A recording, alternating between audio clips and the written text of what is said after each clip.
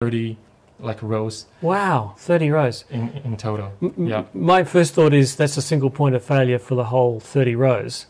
So if anything goes wrong with that one motor, nothing works. Exactly. That's one of the challenge, and the second one is when you need to do like maintenance. For example, let's say if you want to do cleaning, then you have to go like this, but you've been blocked by the transmission shaft, and then you come out again and to do another row, and and go to the other way around, and do this again. Right. Yeah. So the rows aren't clean. They've got this interference, which is the what do you call it? The bar that goes between That's all the correct. trackers. Yes. Yep. And there are some other challenges for using this type of trackers. Maybe it's cheap enough, but imagine if you have a very limited land area and the land shape doesn't look very nice, or the land's very undulated, but each block is like such a big, like a square or rectangular, you just can't fit in very well. Yeah. So that caused some challenges in the right. So not layout. flexible on landscape. It needs to be fairly flat, consistent ground to be able to use the linked system. That's correct. Yes. Yeah. You have to either reduce like the number of the rows, or just give up the lands. So right now there will be like a very limited how to say like sites. Yeah. You want to use this type of trackers. Yeah. And then 5 years after, there's another market leader called Nextracker. So they developed the single row, single access tracker. So each tracker is only one road controlled by a little motor in the middle. Yeah, so that will give a lot of flexibility for the layout and design. And also, if one motor's failed, there's only like a one tracker failed. That does not affect the subarray or like a larger area.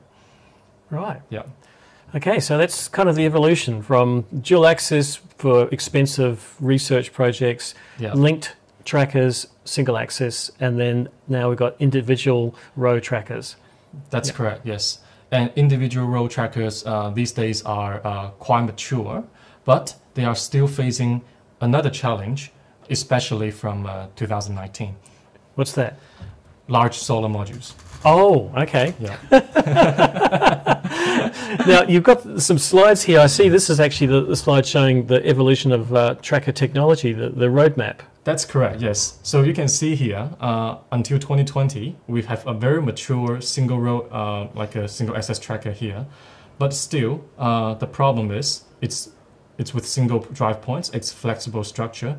Why we say that is because, if we look at like the PV module side, because we always have to adapt to the PV industry, like the development of the PV module, like a sort of evolution. Yeah, and you can see from late 2019, the solar module was just merely 400 watt, but it just grew up so fast. So within 1.5 year time, we have come up with like 700 watt solar modules. And this one, maybe the 700 watts based on the two 17 millimeter cell. So if you look at these charts, solar modules, they actually, solar cells, they didn't actually increase the cell efficiency that much. So the only way of increasing the module wattage is to get a bigger size. Yeah. Yeah. So originally we have the standard size of 2 meters times 1 meter. That's like the very like a basic one. And these days we are having up to 1.3 meter wide module and up to 2.4 meter tall module. Yeah. And the challenge from solar module is very obviously having a large dimension of solar trackers.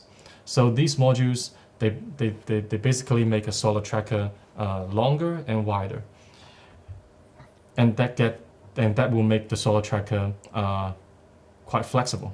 It's kind of like a jumbo jet wing. Exactly. Yeah.